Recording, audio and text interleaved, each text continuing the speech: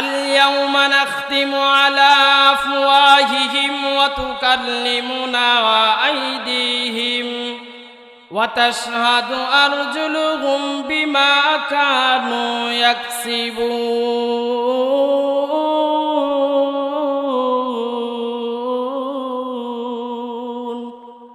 আল্লাহ রাব্বুল আলামিন বলেন, মানুষ দুনিয়াতে যতই কিছু করক না কেন, মুসলমান ভাইরারে আমার, মানুষকে যদি জিজ্ঞাসা করা হয় গান কেন শুনো, বলে যে মনের তৃপ্তি পাই।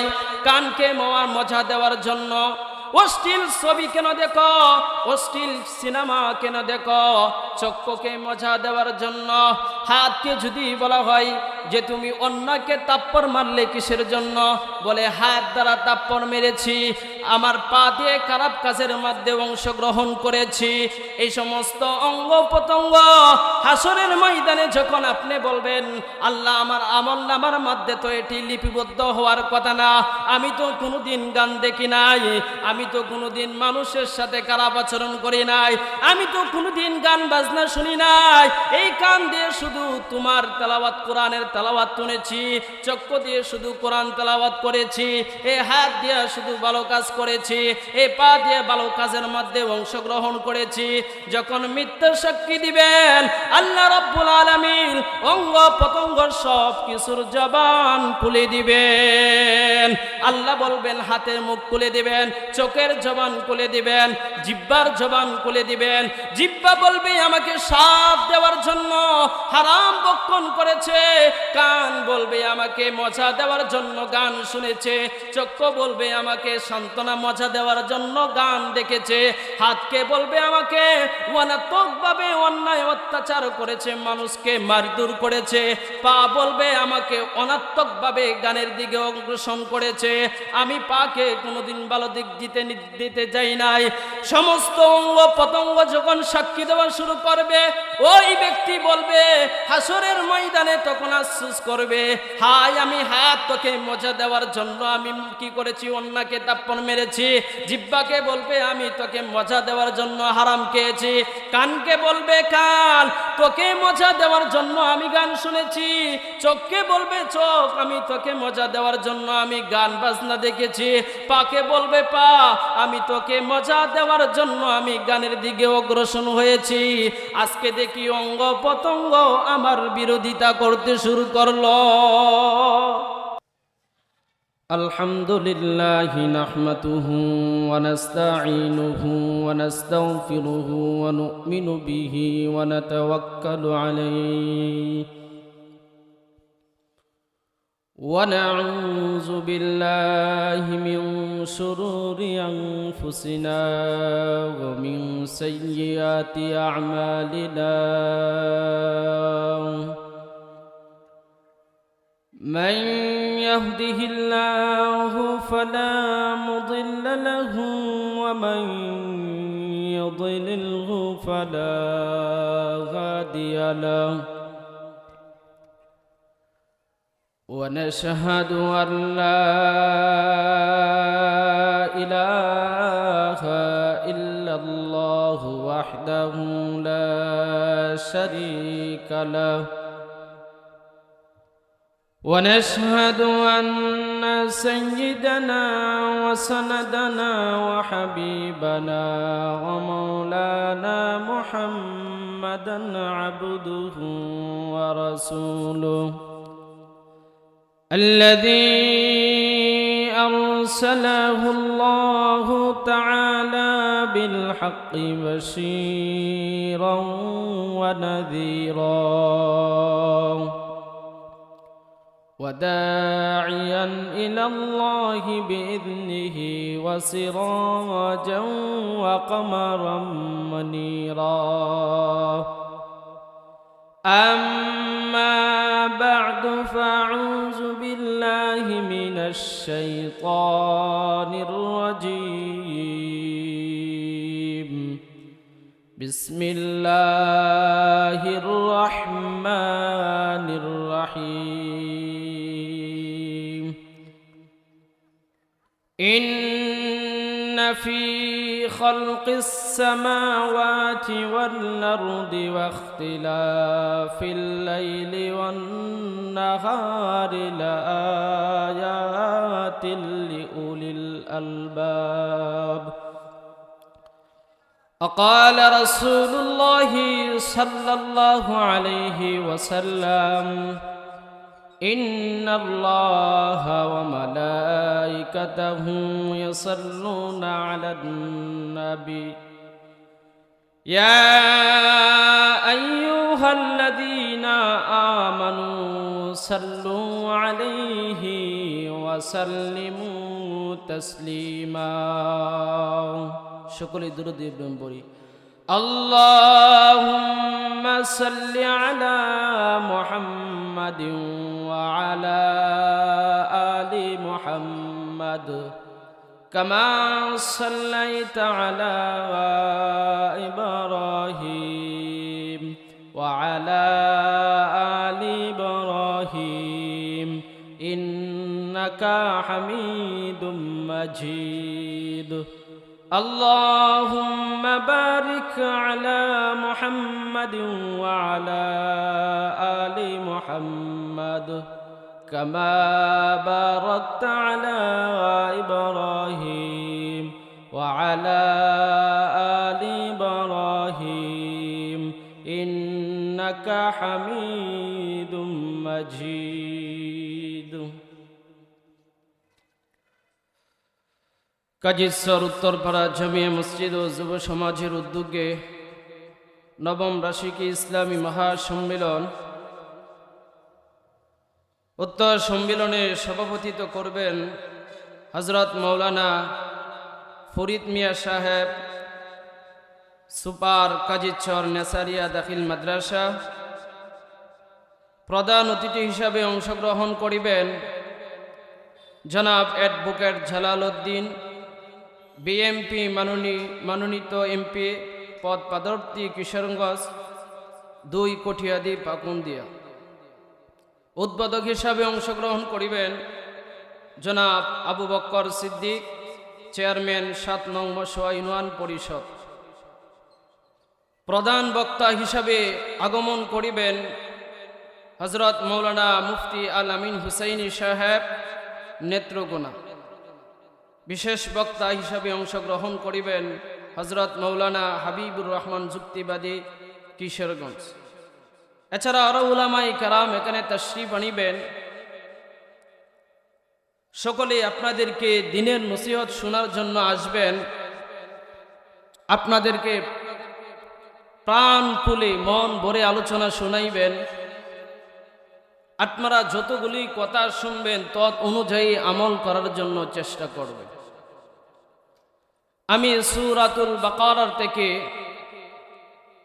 আপনাদের খেদমতে একখানা আয়াত তেলাওয়াত করেছি। এই আয়াতকে সামনে রেখে অল্প কিছু সময় আলোচনা করব। আমা তাওফীক ইল্লা বিল্লাহ। তো সম্মানিত উপস্থিতি, আমরা যারা উপস্থিত হয়েছি, মাইকের আওয়াজ যতটুক দূরে যাচ্ছে, আমরা দিলের কান দিয়ে কথাগুলা শ্রবণ করব। কথাগুলা দিলের কান দিয়ে যদি আমরা শুনি, তাহলে হতে পারে একটি কথার কারণে আল্লাহ তাআলা আমাদেরকে হেদায়েতের রাস্তা দেখায় দিতে পারে। তো আসেন, আমি যে বিষয়টা নিয়ে আজকে আপনাদের খেদমতে আলোচনা করব, প্রথমত হচ্ছে আমাদের সকলের জানার দরকার, আজকে যে এত সুন্দর মাহফিলের আয়োজন করেছি, যারা সম্মেলনে উপস্থিত হয়েছেন, মাহফিলে উপস্থিত হয়েছেন, আমরা কিন্তু সকলে একমাত্র আল্লাহকে রাজি খুশির জন্য আসলাম। তো যে আল্লাহকে রাজি খুশি করার জন্য আসলাম, এখানে যারা উপস্থিত আছেন, আপনারা কি কেউ আল্লাহকে দেখছেন? হ্যাঁ, কেউ কিন্তু আমরা আল্লাহকে দেখি না। তাহলে আল্লাহকে না দেখায় আল্লাহর প্রতি আমরা ঈমান এনেছি, নবীজি সাল্লাল্লাহু আলাইহি ওয়াসাল্লাম কেউ দেখি নাই, উনার উপরও আমরা ঈমান এনেছি। তাহলে আল্লাহ যে আছেন আমরা কিভাবে বুঝব? আল্লাহ যে একজন আছেন আমরা কিভাবে বুঝব? প্রত্যেকটি ধর্মের ভিতরে তাদের আমরা যেমনভাবে আল্লাহকে উপাসনা করি, আল্লাহকে মানি, ঠিক তারাও একজনকে উপাসনা করে তাদের খুদাকে সামনে রেখে তারা উপস্থিত রেখে তারা বিশ্বাস করে। কিন্তু আমরা যারা মুসলমান আছি আমরা তো কোনোদিন আল্লাহকে দেখি নাই। তাহলে অনেক নাস্তিকদের কথা হচ্ছে যে আল্লাহকে দেখা যায় না, যেটা আমরা নিজ চোখকে দেখি না সেটা কেন বিশ্বাস করব? যে জিনিসটা দেখা যায় না, অদৃশ্য জিনিস, এটা ধরা যায় না, ছোঁয়া যায় না, দেখা যায় না, স্পর্শ করা যায় না, তাহলে এই জিনিসটাকে কেন বিশ্বাস করব? এই প্রশংসে সমস্ত নাস্তিকদের জবাবে আল্লামা জালালউদ্দিন রুমি রহমাতুল্লাহি আলাইহি সমস্ত নাস্তিকদের প্রশ্নের দাঁত ভাঙা জবাব দিলেন, প্রত্যেকটা জীবিত মানুষের ভিতরে যে একটা আত্মা আছে, বলেন তো পৃথিবীতে কোনো মানুষ তার আত্মা দেখতে পারছে? যারা এখানে উপস্থিত আছেন, আপনার দেহের ভিতরে যে আত্মা আছে এটা কি কেউ বলতে পারেন আমার দেহের ভিতরে আত্মা আছে, আমি দেখছি? তাহলে যদি আল্লাহ আত্মাকে না দেখে যদি আপনি বিশ্বাস করতে পারেন, আল্লামা জালালউদ্দিন রুমি রহমতুল্লাহি আলাইহি বলেন, নাস্তিকদের জবাবে তোমাদের দেহের ভিতরে যেমন ভাবে আত্মা আছে না দেখে যেমন ভাবে বিশ্বাস করো, কিছু নিদর্শন দ্বারা তুমি কথা বলতেছো, তুমি জানো তোমার আত্মাটা জীবিত আছে, তোমার হাত নাড়াচাড়া করে কিছু নিদর্শন দ্বারা তুমি মনে করো তোমার দেহের ভিতরে আত্মা আছে। আজকে মুখ দিয়ে জবান দিয়ে কথা বাইর হচ্ছে, মনে করো তোমার দেহের ভিতরে আত্মা আছে। ঠিক ততরূপভাবে কিছু নিদর্শন দ্বারা যেমন ভাবে তুমি বুঝতে পারো তোমার দেহের ভিতরে আত্মা আছে, আল্লাহ তাআলা কিছু নিদর্শন দিয়েছেন, যেইগুলা নিদর্শন দিয়ে আল্লাহ তাআলা অদৃশ্যকে পরিচয় দেওয়ার জন্য তোমরা গবেষণা করো। কিয়ামত পর্যন্ত আধুনিক বিজ্ঞান বলেন, আমাদের সাধারণতভাবে যেটাকে বলা হয় হার্ট সার্জারি বলেন, অপারেশন বলেন, দুনিয়ার শুরু থেকে নিয়ে কিয়ামত পর্যন্ত আপনার পেটের ভিতরে দেহের ভিতরে কি আছে সব ডাক্তারে দেখতে পারে, কিন্তু আত্মা একটা এমন জিনিস দুনিয়ার শুরু থেকে নিয়ে কিয়ামত পর্যন্ত কোনো আধুনিক বিজ্ঞান মানুষ পর্যন্ত সেটা বলতে পারবে না। কেউ কিন্তু আজ পর্যন্ত এটার ভিতরে যে একটা আত্মা আছে, এটা কেমন দেখতে, কতটুক বড়, চাই যে কেমন কেমন কালার, কোনো ব্যক্তিও কিন্তু বলতে পারে না। তাহলে কেউ যদি না দেখ, কেউ যদি দেহের ভিতরে আত্মা আছে বিশ্বাস করতে পারে, আল্লাহ বলেন আমি কিছু নিদর্শন দিয়েছি, যে নিদর্শনগুলা দেখিয়া তুমি আমি আল্লাহকে তোমরা খুঁজে পাইবে। তাহলে নাস্তিকদের জবাব হচ্ছে আল্লাহ তাআলা আমাদেরকে দেখা দেন নাই। বলেন তো আল্লাহ তাআলা যদি আমাদেরকে দেখা দিতেন তাহলে আমাদের ঈমান কবুল হইতেন? আমাদের ধর্মের মধ্যে হচ্ছে না দেখে বিশ্বাস করার নাম হচ্ছে ঈমান। যেটা দেখি না এটার উপরে বিশ্বাস স্থাপন করার নাম হচ্ছে ঈমান। আল্লাহ তাআলা আমাদেরকে দুনিয়াতে দেখায় দেন নাই কেন? আল্লাহ তাআলা হাসরের ময়দানে যে সমস্ত মানুষগুলা জান্নাতি হবে, মানুষ জান্নাতে যাওয়ার পরে অনেকগুলা নাজ নিয়ামত ভোগ করার পর তারা যতটুকভাবে আনন্দ পাবে, আল্লাহ বলেন সমস্ত জান্নাতীরা মুমিনগণদের সাথে যখন আমি সাক্ষাৎ করব, জান্নাতে যে সমস্ত নিয়ামত পাওয়ার পর তারা তৃপ্তি পেয়েছিল, শান্তি পেয়েছিল, এর চেয়ে দ্বিগুণ শান্তি পাবে আমি আল্লাহকে দেখে। সুবহানাল্লাহ। আল্লাহ তাআলা সেদিন দেখা দিবে। তাহলে আসেন জেনে নেই, আল্লাহ একটা অদৃশ্য জিনিস, আল্লাহকে দেখা যায় না, আল্লাহ কি সমস্ত নিদর্শন দিয়েছেন, এই নিদর্শন সম্মুখে আমি একটু আপনাদেরকে ধারণা দিই। আল্লাহ রাব্বুল আলামিন বলেন, ইন্না ফি খালকিস সামাওয়াতি ওয়াল আরদি ওয়া ইখতিলাফিল লাইলি ওয়ান নাহার।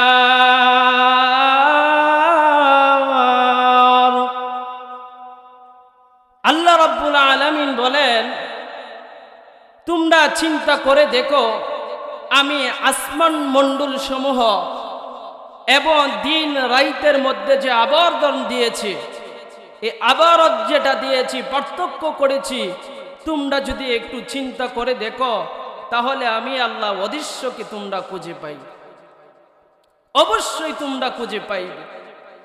আল্লাহ রাব্বুল আলামিন সূরাতুন নূহ ভিতরে বলেন, আলাম তারাউ কাইফা খালাকাল্লাহু সাবআ সামাওয়াতিন তিবাকা ওয়া জাআলাল কামারা ফীহিন্না নূরান ওয়া জাআলাশ শামসা সিরাজা।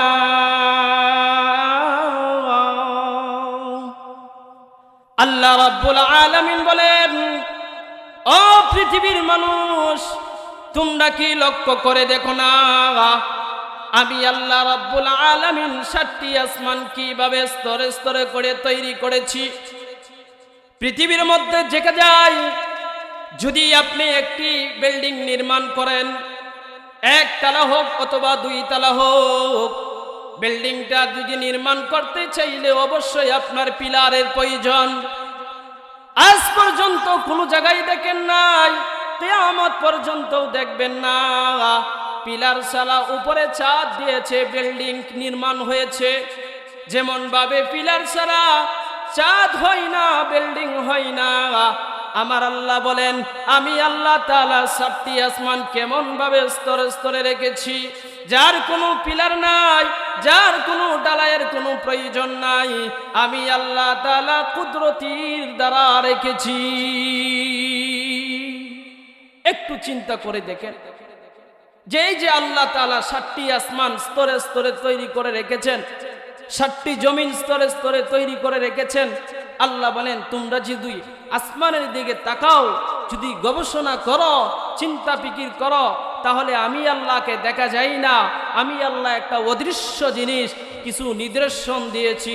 আসমান সমূহ আমি কিভাবে তৈরি করেছি, কুল কায়নাত আমি কিভাবে সুন্দর করে সাজাইছি, যদি তোমরা একটু চিন্তা করে দেখো, তাহলে অবশ্যই আমি আল্লাহকে খুঁজে পাই, অবশ্যই আমি আল্লাহকে খুঁজে পাই। চিন্তা করে দেখেন, আসমান থেকে আল্লাহ রাব্বুল আলামিন যদি বৃষ্টি বর্ষিত হয়, ওই সময় একটু নিজেকে নিজে চিন্তা করবেন যে আসমান থেকে আল্লাহ তাআলা কি সুন্দরভাবে বৃষ্টি পরিচালনা করেন। একটা বৃষ্টি আর একটা বৃষ্টির সাথে স্পর্শ হয় না, সুন্দরভাবে ছেলে ছেলে পড়ে, এমন সুন্দর। তাহলে চিন্তা করে দেখেন, উপরে কি আমাদের কেউ বাপ দাদা আছে যে আসমান থেকে বৃষ্টি দিতেছে? তাহলে এই কুদরতি বৃষ্টি, রহমতময় বৃষ্টি, কল্যাণময় বৃষ্টি যিনি উপর থেকে দিচ্ছেন, তিনি হলেন কে? আল্লাহ। একটু চিন্তা করে দেখবেন। আল্লাহ রাব্বুল আলামিন বলেন যে নিদর্শনগুলা দিয়েছি, তোমরা নিয়ে একটু চিন্তা করো না।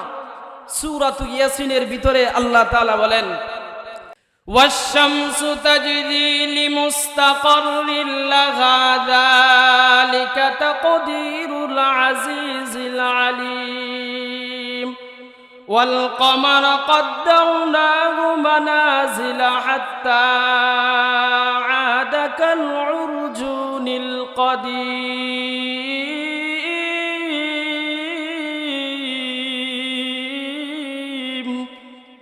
তোমরা একটু চিন্তা করে দেখো না, আমি আল্লাহ তাআলা চন্দ্র এবং সূর্যকে কিভাবে পরিচালনা করি।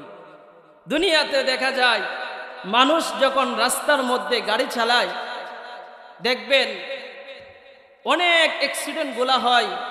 যদি জিজ্ঞাসা করা হয় কিভাবে অ্যাক্সিডেন্ট হয়েছে, বলে যে আমি গাড়ি চালাইতেছি, একটু চক্ষু লেগে গিয়েছিল, একটু ঘুমের ভাব চলে আসছিল, যার কারণ নিয়ন্ত্রণ হারিয়ে যাওয়ার কারণে দুর্ঘটনা হয়েছে। আল্লাহ বলেন, আমি চন্দ্র এবং সূর্যকে কিভাবে পরিচালনা করি, পৃথিবীর থেকে নিয়ে 13 লক্ষ গুণ বড় হচ্ছে সূর্যটা। আর আসমানের মধ্যে যে আল্লাহ তাআলা সূর্যটা পরিচালনা করেন, আল্লাহ বলেন কোনোদিন চন্দ্র এবং সূর্যের সাথে সম্মুখীন হয় না। যদি দুইটা একসাথে টাক্কর লেগে যেত, দুনিয়ার 1 সেকেন্ড ঘুমিয়ে যাওয়ার কারণে দুর্ঘটনা হয়ে যায়, আর এটা কোনোদিন হয় নাই। যদিও হয়ে যায় তাহলে 13 লক্ষ গুণ বড়, 13 লক্ষ যদি টুকরা হয় আর একটা টুকরা যদি জমিনের মধ্যে পড়ে, তাহলে দুনিয়া কি হয়ে যাবে? ধ্বংস হয়ে যাবে। আল্লাহ বলেন তোমরা চিন্তা করো না, একটু চিন্তা করো না আমি কিভাবে সেটা পরিচালনা করিতেছি। একটু চিন্তা করে দেখবেন, আল্লাহকে দেখি নাই কোনোদিন, আল্লাহ অদৃশ্য জিনিস, আল্লাহকে দেখা যায় না, সেই আল্লাহকে কিভাবে বিশ্বাস করব? আল্লাহ যে আছেন এটা কেমন ভাবে বুঝবো? একটু ফিকির করবেন যে আল্লাহকে দেখা যায় না, কিন্তু আল্লাহ তাআলা যে এত সুন্দরভাবে পরিচালনা করিতেছেন, 1 সেকেন্ডের জন্য যদি ঘুমিয়ে যায় যেমন ভাবে দুর্ঘটনা হয়ে যায়, আর সেই আল্লাহ তো যদি এত সুন্দর করে পরিচালনা করিতেছেন, অবশ্যই একজন আছেন, তিনি হলেন কে? আল্লাহ। অবশ্যই একজন আছে। গেল আসমান সমূহ, এবার আসেন জমিনের মধ্যে। যদি আপনি জমিনের মধ্যে লক্ষ্য করেন, অফিল আরদি লাআয়াতিন লা ইউবসিরুন, আল্লাহ বলেন আফালা তুবসিরুন, অফিল আরদি লাআয়াতিন লিকাউমি ইউকিনুন আফালা তুবসিরুন। জমিনের মধ্যে যদি তোমরা চিন্তা করো তাহলে আমি আল্লাহকেও খুঁজে পাই, জমিনের মধ্যেও আমি আল্লাহকে খুঁজে পাইবে। কেমন ভাবে আমি আল্লাহকে খুঁজে পাইবে? একটু চিন্তা করবেন। স্বাভাবিক দেখা যায় আমাদের গ্রাম অঞ্চলে বা শহর অঞ্চলে গাভীকে আমরা সাধারণতভাবে ঘাস খাওয়া, কি খাওয়াই? ঘাস। এই ঘাস খাওয়ানোর পরে একটা ঘাস থেকে একটা জিনিস খাওয়াই, ঘাস, আর এটার থেকে পায়খানা তৈরি হয়, প্রস্রাব তৈরি হয়। আল্লাহ বলেন কেমন সিস্টেম করে আমি দিয়েছি।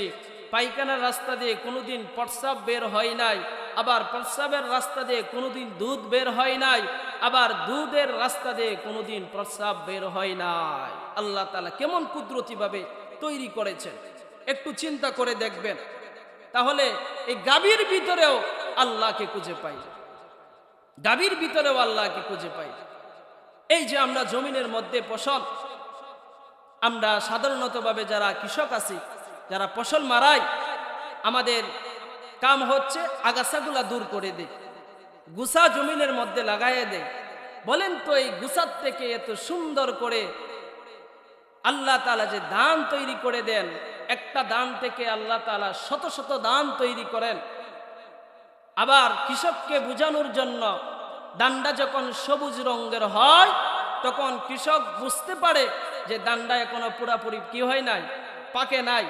আর যখন কি হয়ে যায়, হলুদ বর্ণে হয়ে যায়, হলুদ হয়ে যায়, তখন কৃষক বুঝতে পারে পুরাপুরি এখন ধানটা পেকে গিয়েছে। এই যে কুদরতি দিয়েছেন, আল্লাহ বলেন এটি হলো আমার নিদর্শন। তোমরা চিন্তা করবা এই নিদর্শনগুলা নিয়ে, এই নিদর্শনগুলা নিয়ে চিন্তা করবা, তাহলে আমি আল্লাহ তাআলাকে খুঁজে পাইব। আমি আল্লাহকে দেখতে না পারো, আমি আল্লাহকে অবশ্যই খুঁজে পাই। এই জন্য মুসলমান ভাইরা আমার, আসেন, আল্লাহকে দেখা যায় না, আল্লাহকে ছোঁয়া যায় না। আল্লাহ হচ্ছেন একটা অদৃশ্য জিনিস। আল্লাহকে যদি নাও দেখতে পারি, আমরা দুনিয়াতে নাও দেখতে পারি, আখিরাতের আশায় যদি আমরা আল্লাহর প্রতি বিশ্বাস এনে চলতে পারি, আল্লাহ তাআলা তো বলেছেন যে সমস্ত নিয়ামত পাওয়ার পর জান্নাতে যতটুকু ভাবে আনন্দিত হবে, এর চেয়ে দ্বিগুণ আনন্দিত হবে আমি আল্লাহ সেদিন সাক্ষাৎ করব, আমি আল্লাহ তাআলা সেই দিন সাক্ষাৎ করব। এই জন্য মানুষ এখন এমন হয়ে গেছে, বলে যে মরার পর কিছু হোক, আল্লাহ আমাকে কেনই বা অনর্থক ভাবে পাঠাইলেন, কেন আল্লাহ তাআলা আমাকে দুনিয়াতে প্রেরণ করলেন? একটু চিন্তা করেন না, আল্লাহ কোন উদ্দেশ্য নিয়ে আমাকে দুনিয়াতে পাঠাইলেন? এই যে দেখা যায় সমাজের মধ্যে আপনারা খেলাধুলা বলেন, গান বাজনা বলেন, যদি গান বাজনা হলো দুনিয়ামুখী, দুনিয়ার স্বাদের জন্য, গান দেখে মানুষ কানকে মজা দেওয়ার জন্য, চোখকে মজা দেওয়ার জন্য, হাই মানুষ তোমরা বুঝলা না, সেই চোখ তোমার হাসরের ময়দানে বিরোধিতা করবে। আল্লাহ রাব্বুল আলামিন কুরআনুল কারীমের মধ্যে বলেন, আল-ইয়াওমা নাখতিমু আলা আফওয়াহিহিম ওয়া তুকাল্লিমুনা আইদিহিম ওয়া তাশহাদু আরজুলুহুম বিমা কানু ইয়াকসিবুন।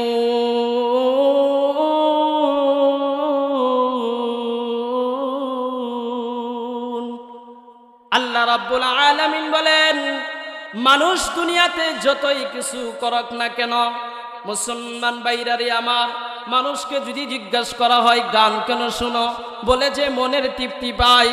কানকে মজা দেওয়ার জন্য। অশ্লীল ছবি কেন দেখো, অশ্লীল সিনেমা কেন দেখো, চক্ষুকে মজা দেওয়ার জন্য।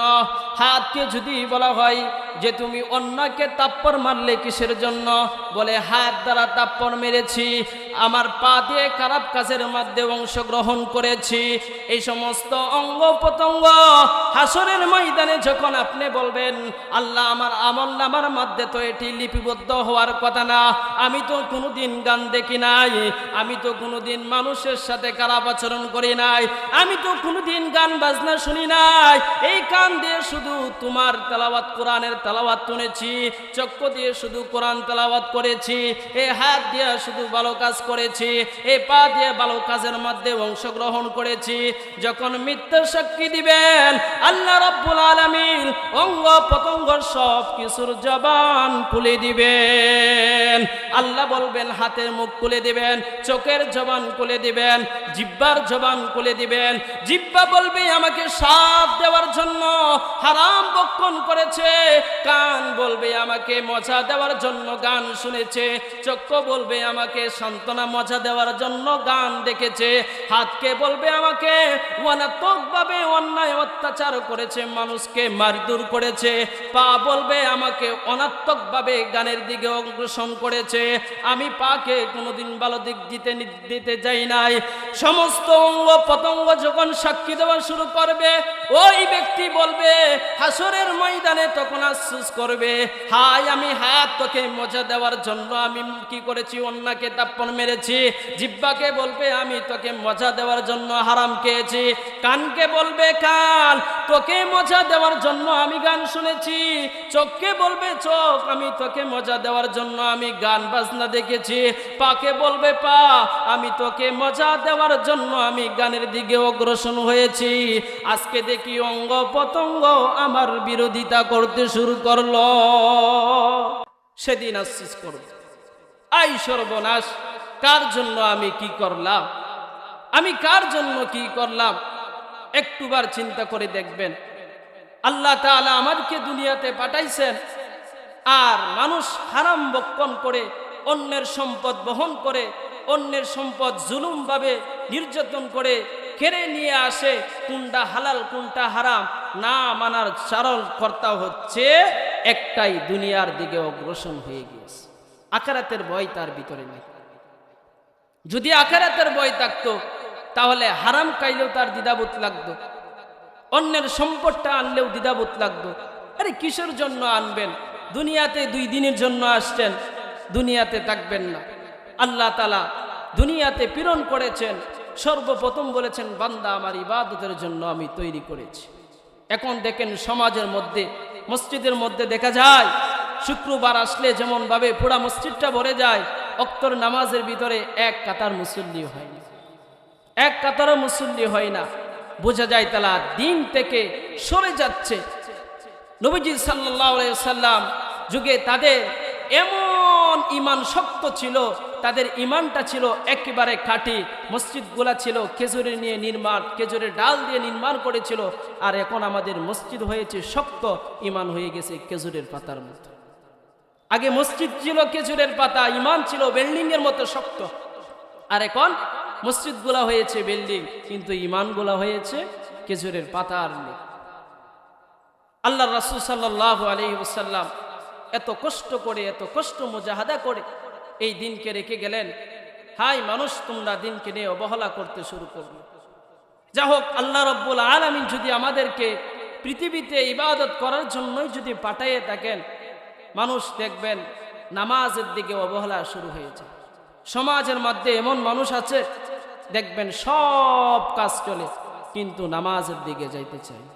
এই ব্যক্তি দান করে, সদকা করে, ভালোভাবে আচরণ করে, সব কিছু করে, এমন ব্যক্তির ব্যাপারে রাসূলুল্লাহ সাল্লাল্লাহু আলাইহি সাল্লাম বলেন, এমন মানুষ আছে যারা সব কিছু ঠিক রাখে কিন্তু নামাজ কায়েম করে না, নামাজ পড়ে না। হাসরের ময়দানে ওই ব্যক্তিকে আল্লাহ রাব্বুল আলামিন বলবেন, ও ফেরেশতারা, ওই ব্যক্তিকে তুমি কি নিয়ে যাও, তোমরা জান্নাতের দিকে নিয়ে যাও। ওই ব্যক্তি তখন জান্নাতের দিকে যখন অগ্রসর হবে, ফেরেশতারা যখন জান্নাতের দিকে নিয়ে যাইবে, ওই ব্যক্তি আনন্দ বোধ করবে, আমি দুনিয়াতে নামাজ না পড়লে কি হবে, আজকে আমি জান্নাতি হয়ে গিয়েছি। নবীজি সাল্লাল্লাহু আলাইহি সাল্লাম বলেন, ওই ব্যক্তিকে যখন ফেরেশতারা জান্নাত পর্যন্ত নিয়ে যাইবেন, জান্নাতের দরজার সামনে যখন রেখে চলে আসবেন, ওই ব্যক্তি চিৎকার মারে বলবে, ও ফেরেশতারা, আল্লাহ আমাকে জান্নাত পর্যন্ত পৌঁছে দিয়েছেন, কিন্তু আমি তো জান্নাতে ঢুকতে পারি নাই, জান্নাত এখন লক মারা, তালা, এখন তালা খোলার জন্য চাবি আনো নাই। তখন ফেরেশতারা বলবেন, আল্লাহ সব জানেন, এরপরেও আল্লাহ তাআলা কেন ওই পর্যন্ত পাঠাইলেন? নামাজকে গুরুত্ব দেওয়ার জন্য। তখন ওই ব্যক্তি তখন বলবে, তোমরা চাবি আনো নাই? ফেরেশতাদেরকে বলবে। ফেরেশতারা বলবে, আল্লাহ তাআলা তোমাকে জান্নাত পর্যন্ত পৌঁছাবার দায়িত্ব দিয়েছে আমাদেরকে, কিন্তু জান্নাতে যাওয়ার জন্য তোমরা দুনিয়াতে শুনো নাই, নামাজ আদায় করো নাই, নামাজ বেহেশতের চাবি তোমাদের কানের কাছে আওয়াজ যায় নাই। তখন ওই ব্যক্তি আফসোস করবে। তখন ফেরেশতারা আবার ওই ব্যক্তিকে আল্লাহর নিকট ফিরিয়ে নিয়ে আসবে। আসার পরে আল্লাহ তাআলার কাছে বলবে, আল্লাহ তুমি আমাকে জান্নাত দিয়েছো, কিন্তু জান্নাতের তো চাবি দেওয়াই না। আল্লাহ রাব্বুল আলামিন তখন চিৎকার মারে বলবে, বান্দা দুনিয়াতে সব কিছু করেছিলে, সব ঠিক রেখেছিলে, কিন্তু নামাজ আদায় করেছিলে না কেন? আমি অসংখ্য অগণিত পয়গম্বর দুনিয়াতে পাঠাইছি, উলামায়ে কেরাম কোরআনের হাদিসের বাণী তোদের কানে পৌঁছে দিয়েছেন, নামাজ হচ্ছে বেহেশতের চাবি, তুই সব ঠিক করেছিস, আমি জান্নাত পর্যন্ত দিয়ে দিলাম, কিন্তু নামাজ না পড়ার কারণে আজকে তুই জান্নাতে প্রবেশ করতে পারবি না, জান্নাতে যেতে পারবি না। ওই ব্যক্তি তখন চিৎকার মেরে কান্নাকাটি করতে থাকবে, হায় আফসোস, আমি কি করলাম দুনিয়াতে, কি করলাম আমি দুনিয়াতে। আজকে যদি আমি 24 ঘন্টার ভিতরে যদি আমি আধা ঘন্টা সময় দিতাম, বাকি 23.5 ঘন্টা যদি আমার কাছে ব্যয় করতাম, তাহলে আজকে আমি জান্নাতে যেতে পারতাম, আজকে আমি জান্নাতে যেতে পারতাম।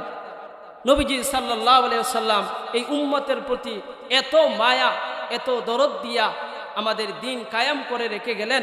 হাসরের ময়দানে নবীজি সাল্লাল্লাহু আলাইহি ওয়াসাল্লাম প্রত্যেকটা উম্মতের পাশে যাইবেন, যাওয়ার পর আমলনামাটা ছটফট করতে থাকবেন। আল্লাহ রাব্বুল আলামিন বলবেন যে, ও নবী আমার হাবিব, আপনি চিন্তা করবেন না, আপনার উম্মতের আমলনামা আপনি নিজেই একটু খুলে খুলে দেখেন। আল্লাহ রাসূল সাল্লাল্লাহু আলাইহি ওয়াসাল্লাম যখন আপনার আমার আমলনামাটা একটু খুলে দেখার জন্য চেষ্টা করবেন, খুলে দেখবেন, দেখার পরে দেখবেন 1 বৎসরে 365 দিনের ভিতরে 1 ওয়াক্তও নামাজ পড়েন না, 1 ওয়াক্ত নামাজ পড়েন নাই, একটি সেজদাও আল্লাহকে দেন নাই।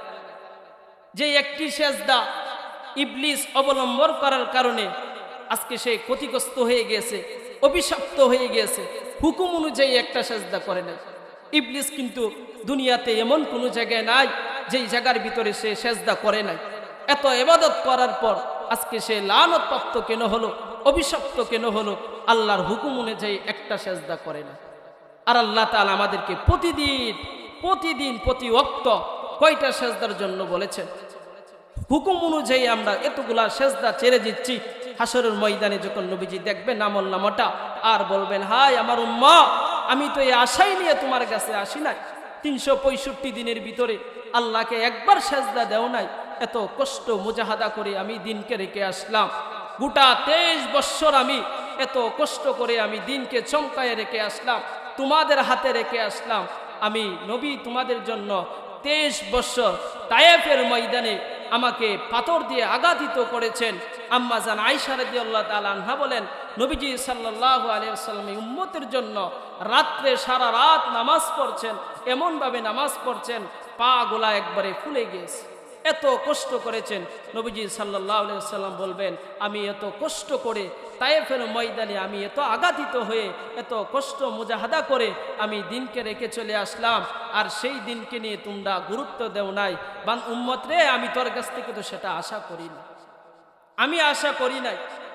তাহলে চিন্তা করে দেখেন, যে আল্লাহ আপনাকে দুনিয়াতে পাঠাইলেন, দুনিয়া বড় স্বার্থপর, দুনিয়া একদিন ধ্বংস হয়ে যাবে, তুমি তো একদিন মরবে, দুনিয়াও একদিন মরে যাবে।